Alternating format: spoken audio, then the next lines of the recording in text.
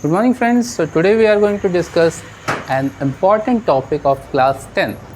बहुत ही important topic है, that topic is survey of map. It contain 20 marks. भाई 20 marks आते हैं इसके, और मैप पॉइंट ऑफ इंडिया के 10 मार्क्स, यानी टोटल आपके 30 मार्क्स मैप पॉइंटिंग से हैं। तो 20 मार्क्स एस्योर करने के लिए हमें क्या जानना पड़ेगा? Survey of map. सर्वे का मतलब क्या होता है ना? तो बहुत ही आसान मतलब होता है भाई। सर्वे का मतलब होता है चीज़ों को जानना, यानी जिस चीज़ का मैप है, जिस भी सिटी का मैप है, विलेज का मैप है, उसमें कौन सी चीज़ कहाँ पे है, किस तरह के रोड हैं, किस तरह की नदियाँ हैं, किस तरह के सेटलमेंट्स यानी घर हैं, ठीक है। ये सारी चीज़ों को रीड आउट करना, किस तरह कुएँ हैं, किधर आपका पोस्ट ऑफिस है, किधर पुलिस स्टेशन है, किधर मस्जिद है, किधर टेंपल है, कौन से एरिया में है, किस एरिया में कौन सा ऑक्यूपेशन है, ठीक है। कौन सी अगर कोई हाईलैंड है तो उसकी पिक क्या है, कौन सी हाइट है, किस तरह का लैंड है, ठीक है। ये सारी चीज़ें हम पढ़ते हैं, मैप पे समझते हैं, उसी को हम बोलते हैं मैप रीडिंग या सर्वे ऑफ मैप। सो यहाँ पे टोपोग्राफिकल मैप का क्या करना है? सर्वे करना है, यानी उसको पता करना है। तो लगभग 10 क्वेश्चन आते हैं इस टॉपिक से, और आपको 20 मार्क्स आराम से मिल जाते हैं, बस थोड़ी सी समझ होनी चाहिए। So let us start about the survey of map, ठीक है। तो इसमें इन टॉपिक्स पे क्वेश्चन आते हैं। ग्रिड रेफरेंस पूछता है, सेटलमेंट्स की टाइप पूछता है, ड्रेनेज पैटर्न पूछता है, एरिया पूछता है, साथ के साथ ऑक्यूपेशन किस तरह का है वहाँ पे, किस तरह का लैंड फॉर्म है, ट्रांसपोर्टेशन कैसा है, कौन सी रोड है, कौन सी रोड किस जगह को कनेक्ट करती है, इसकी लंबाई कितनी है ना। कॉन्टूर्स पूछता है, पिक्स, स्पॉट हाइट, ट्रेंगुलेटेड हाइट, ये सारी चीज़ें पूछता है। साथ के साथ सिंबल्स और साइंस भी पूछ लेता है, ठीक है। तो लगभग इन्हीं टॉपिक पे क्वेश्चन पूछे जाते हैं सर्वे में। तो हम कुछ टॉपिक्स इस वीडियो में कवर करेंगे और बाकी के टॉपिक नेक्स्ट वीडियो में कवर करेंगे, ठीक है। तो सबसे पहले हम बात कर लेते हैं ग्रिड रेफरेंस की। तो ग्रिड रेफरेंस है क्या? तो ग्रिड सबसे पहले है क्या? तो यहाँ पे देखो, एक मैंने छोटा सा टोपोग्राफिकल मैप बनाया है। इसमें आप देख रहे हैं कि कुछ लाइनें वर्टिकल रन कर रही हैं, कुछ लाइन हॉरिजॉन्टल रन कर रही हैं रेड कलर से। तो टोपोग्राफिकल मैप में रेड कलर से कुछ लाइनें वर्टिकल रन करती हैं, कुछ हॉरिजॉन्टल रन करती हैं। So these are known as easting and northing. Easting and northing देखा होगा आपने, है ना। तो those lines runs vertically is known as easting and those lines runs horizontally are known as northing। तो जो horizontally रन कर रही हैं, जो पट रन कर रही हैं, वो नॉर्थिंग है, जो खड़ी हैं वर्टिकल है वो क्या है आपकी ईस्टिंग, ठीक है। तो the combination of easting and northing, आप देख रहे हो मैथ की कॉपी की तरह हो गया, ईस्टिंग और नॉर्थिंग का कम्बिनेशन है, ठीक है। So this combination is known as grid. इसी को हम क्या बोलते हैं? ग्रिड बोलते हैं। That is a grid. Grid means network, जाल। तो ये जाल है, इसको हम बोलते हैं ग्रिड। तो ग्रिड रेफरेंस के हेल्प से क्या करते हैं भाई? किसी भी चीज़ का लोकेशन पता करते हैं, यानी कोई भी चीज़ किस जाल में है वो उसका लोकेशन पता करेंगे, ठीक है। तो थोड़ा सा इसके बारे में इंट्रोडक्शन ले लेते हैं। तो वन जो है आपका, दैट इज़ एक जो ग्रिड है वो उसको बोलते हैं ग्रिड स्क्वायर। क्या बोलते हैं? Grid square, okay. और जो एक आपकी लाइन है ईस्टिंग या नॉर्थिंग की एक बॉक्स में, वो होती है 2 सेंटीमीटर की। तो चारों तरफ ये क्या होगा? 2 सेंटीमीटर होगा, जिससे कि ये क्या हो गया? स्क्वायर हो गया। इस स्क्वायर को बोलते हैं ग्रिड स्क्वायर। और जहाँ पे दोनों लाइन काटती हैं इसको बोलते हैं कोऑर्डिनेट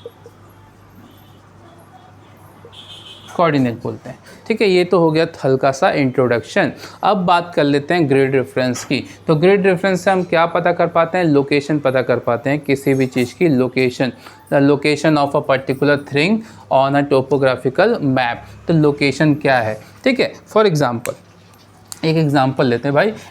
यहाँ पे हमने एक बना दिया टेम्पल, ठीक है। एक हमने क्या बना दिया? टेम्पल बना दिया। अब टेम्पल की लोकेशन क्या है? टेम्पल की लोकेशन क्या है, किस एरिया में है? तो सबसे पहले हम देखेंगे भाई कौन से ईस्टिंग में है, सो 23। देन कौन से नॉर्थिंग में है, 32। यहाँ पे क्रॉस कर रही है, यानी ये वाला एरिया, ठीक है। 23 एंड 32 पढ़ लिया हमने। सो लिख देंगे 23, 32। सो 23, 32 is a location of temple. Location of temple, यानी ये टेम्पल की लोकेशन हो गई। So it shows entire grid square. ये क्या शो कर रहा है, पूरा का पूरा ग्रिड स्क्वायर शो कर रहा है, यानी एग्जैक्ट वैल्यू नहीं बता रहा। लेकिन हमारे सिलेबस में क्या है, केवल यही है, तो इसको बोलते हैं 4 figure grid reference. 4 figure grid reference, 4 figure grid reference, ठीक है। So it shows entire value of grid, पूरे ग्रिड स्क्वायर का वैल्यू बता रहा है, तो ये हो गया 4 फिगर ग्रिड रेफरेंस, ठीक है जी। अब बात कर लेते हैं 6 फिगर की, भले आपके सिलेबस में नहीं है लेकिन थोड़ा सा आप इसके बारे में भी जान लो। 6 फिगर ग्रिड रेफरेंस, तो आपने देखा 4 फिगर ग्रिड रेफरेंस में सबसे पहले हमने क्या लिखा, सबसे पहले हमने लिखा ईस्टिंग की वैल्यू जो है 23, फिर हमने लिखा नॉर्थिंग जो कि है वो 32। अब 6 फिगर में क्या है, 23 और 32 के बीच में एक एक फिगर और आ जाएंगे, तो वो हो जाएगा 6 फिगर, जो कि क्या बताने लगेगा, हमें एग्जैक्ट वैल्यू बताने लगेगा। अभी तक ये एग्जैक्ट नहीं बता पा रहा, अभी ये पूरे ग्रिड स्क्वायर का बता रहा है कि यानी ये मंदिर यहाँ भी हो सकता है, यहाँ भी हो सकता है, यहाँ भी हो सकता है, कहीं भी हो सकता है, ठीक है। अब 6 फिगर की बात कर लेते हैं। तो 6 फिगर में क्या है आपका, इसका पार्ट कर लिया हमने,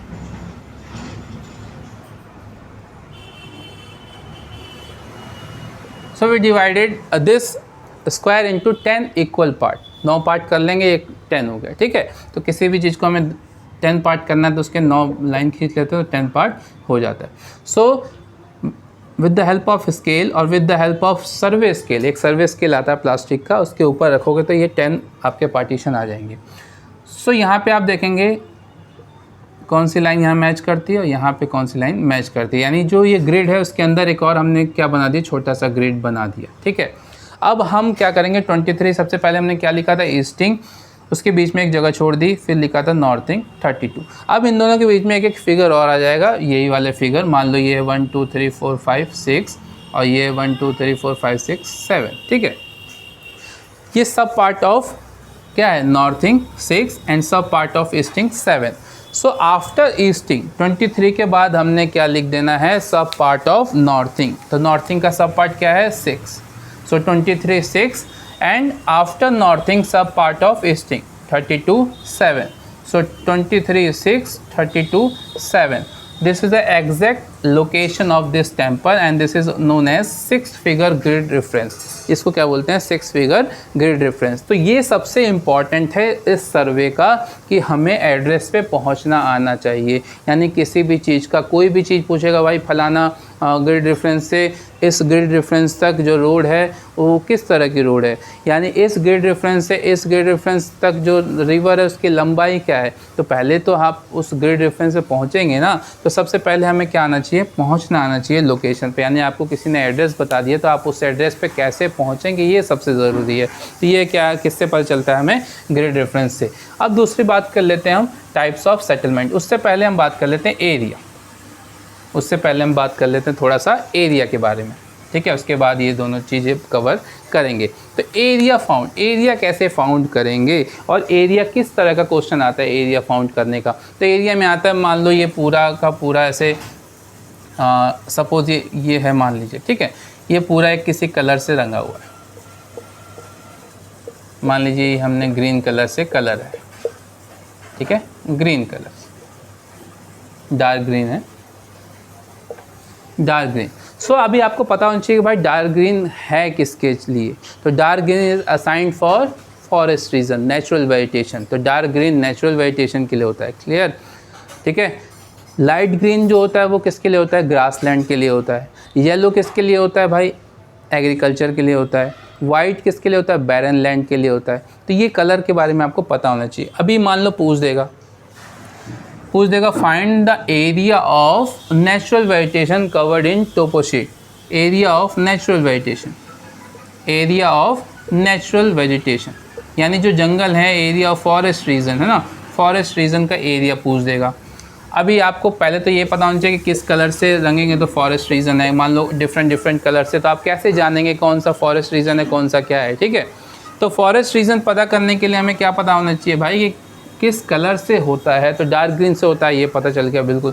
अब हम क्या करेंगे, कैसे एरिया फाइंड करेंगे। तो सबसे पहले हम समझ लेते हैं कि एरिया निकालते कैसे हैं, ठीक है। तो अभी हम जानते हैं कि एक ग्रिड क्या है, ग्रिड स्क्वायर है, combination of easting and northing, 2 2 centimetre के चारों साइड है ना। And the scale given in topographical map that is 1 centimetre is equal to 500 metre. ये फिक्स स्केल होता है, 1 सेंटीमीटर कितने के बराबर, 500 मीटर। तो जो एक ग्रिड स्क्वायर में एक जो साइड है वो 2 सेंटीमीटर की है, दैट इज़ 1 किलोमीटर। कितने की है, 1 किलोमीटर ऑन एक्चुअल ग्राउंड। ठीक है, तो एक्चुअल में इसका एरिया कितना हुआ, 1 × 1, यानी 2 सेंटीमीटर का है, ये कितना 1 किलोमीटर हो गया, ये भी 1 किलोमीटर, ये भी 1 किलोमीटर, सब 1 किलोमीटर। तो 1 × 1 is equal to 1 square kilometre. तो एक ग्रिड का एरिया कितना है, 1 स्क्वायर किलोमीटर है।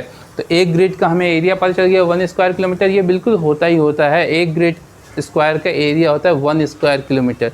तो बिल्कुल सिंपल हो गया भाई, इसमें कुछ करना ही नहीं है। अब आप सिंपल क्या कर लेंगे, गिन लेंगे कितने बॉक्सेस में नेचुरल वेजिटेशन का एरिया कवर्ड है। तो 1 2 3 4 5 6, तो 6 बॉक्सेस में आपका कवर्ड है, तो लिख देंगे 6 स्क्वायर किलोमीटर। सिंपल। तो ये हो गया आपका area covered by forest region. ठीक है, बिल्कुल आसान है। सर अगर मान लीजिए बराबर नहीं हुआ, आधा इसमें हो गया है ना, हाफ इसमें हो गया, ठीक है, हाफ इसमें हो गया। ठीक है, तो इसके लिए भी उपाय है भाई। तो पहले जितना फुल है उसको गिन लेंगे, उसके बाद जो हाफ है उसको जोड़ लेंगे। क्लियर। तो हाफ का क्या हो जाएगा, हाफ स्क्वायर किलोमीटर। ठीक है, तो 3 कंडीशन हो सकती है, या तो आधा होगा, बिल्कुल देखने में समझ में आएगा, आधा होगा that is half square kilometre जोड़ेंगे। आधे से थोड़ा सा ज़्यादा होगा तो क्या जोड़ देंगे, 3/4। ठीक है, और आधे से कम होगा तो 1/3। तो 3 ही कंडीशन है भाई, या तो हाफ जोड़ेंगे 1/2 स्क्वायर किलोमीटर, या हाफ से अगर ज़्यादा होगा 3/4 स्क्वायर किलोमीटर, और हाफ से अगर कम होगा तो 1/3 स्क्वायर किलोमीटर। तो इससे हम आसानी से एरिया निकाल सकते हैं, जितना फुल है वो प्लस जितना हाफ है वो जोड़कर हम ऐड कर देंगे तो वो निकल जाएगा हमारा एरिया। तो किसी भी तरह का एरिया निकाला जा सकता है। इसी तरह क्वेश्चन पूछ सकता है भाई कि इस इंटायर ग्रिड स्क्वायर का एरिया कितना है, ऐसा भी क्वेश्चन पूछ देगा बोर्ड एग्जाम में। तो जो ग्रिड शीट दी है उसका पूरा एरिया कितना है, तो जितने भी बॉक्स बने होंगे उसको गिन लेंगे, उतना एरिया होगा। सिंपल। मान लो पूछ देगा कि वेस्ट ऑफ द, मान लीजिए पूछ देगा, किसी भी तरह से एरिया पूछ सकता है, east of the easting, what is the area of east of the easting. 22 easting के ईस्ट में कितना एरिया है, तो इसके ईस्ट में 1 2 3 4 5 6 जितने बॉक्सेस बने होंगे पूरा का पूरा वो एरिया आप निकाल लेंगे। सो इस तरह से हम एरिया को निकाल सकते हैं। क्लियर। चलिए next is types of settlements. Types of settlements, ठीक है, इसमें किस तरह के क्वेश्चन पूछता है थोड़ा सा देख लेते हैं। इसके बाद के जितने भी टॉपिक हैं हम नेक्स्ट वीडियो में कवर करेंगे, ठीक है, with the help of topo sheet. तो टाइप्स ऑफ सेटलमेंट्स,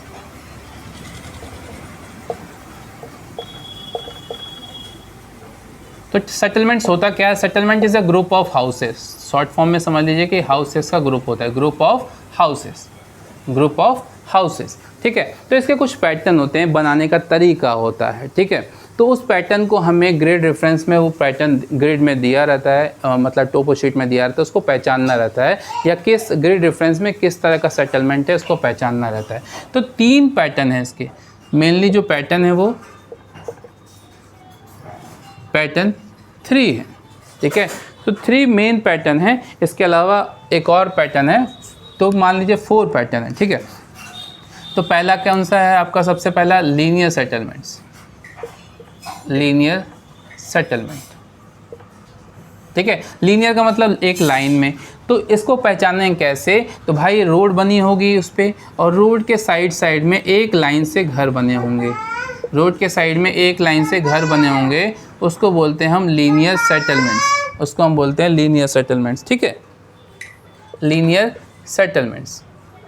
क्लियर, तो ये पहचान लेंगे हम लीनियर सेटलमेंट्स हैं। इसके अलावा आपका है न्यूक्लिएटेड सेटलमेंट्स।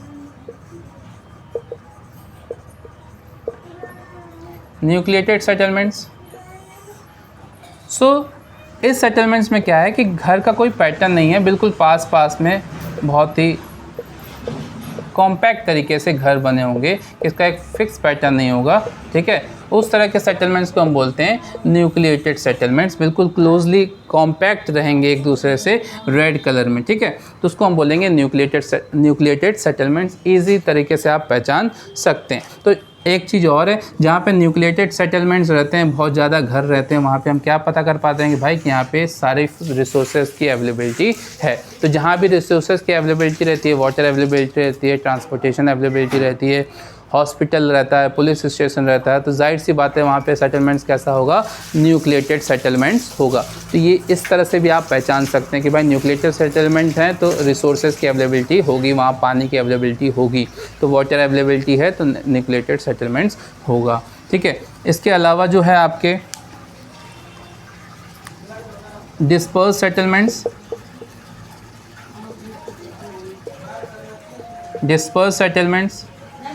सो डिस्पर्स सेटलमेंट्स मीन्स घर बहुत दूर दूर हैं, डिस्पर्स्ड है ना, बहुत दूर दूर है, तो बहुत दूर दूर इक्का दुक्का उस एरिया में घर हैं, दूर दूर पे सिचुएटेड हैं। तो इससे क्या पता चलता है भाई, तो इससे दो तीन बातें पता चलती हैं। एक तो घर बहुत दूर दूर है, बहुत कम है, यानी वो एरिया रहने लायक नहीं है, डेजर्ट एरिया हो सकता है या बैरन लैंड हो सकता है जिस पे लोग नहीं रहते, तो उसमें इसलिए उसमें घर जो है दूर दूर बने हैं, डिस्पर्स सेटलमेंट, ठीक है। तो इस तरह से देख के आप अलग अलग चीज़ भी पता लगा सकते हैं सर्वे मैप पे। तो ये सारी जो छोटी छोटी जानकारी हैं बिल्कुल आपको होनी चाहिए कि न्यूक्लिएटेड सेटलमेंट से तो क्यों है, क्योंकि रिसोर्सेज की अवेलेबिलिटी होगी, वाटर की अवेलेबिलिटी होगी, स्कूल होगा, हॉस्पिटल्स होगा।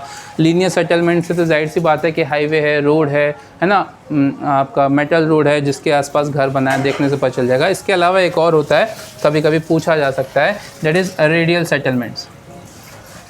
रेडियल सेटलमेंट्स नाम से रेडियल यानी गोल, तो अगर गोलाई में घर बने, ठीक है, गोलाई में घर बने हैं तो वो होता है रेडियल सेटलमेंट्स। ऐसा बहुत कम पूछा जाता है लेकिन बहुत जानना ज़रूरी है। तो रेडियल सेटलमेंट्स उस तरह के स्ट्रक्चर में होता है, गोल स्ट्रक्चर में होता है। Clear? So this is all about in this video. In next video we will cover about occupation, types of landform, transportation, contours, symbols and signs. बने रहिए हमारे साथ. Thank you and have a nice day.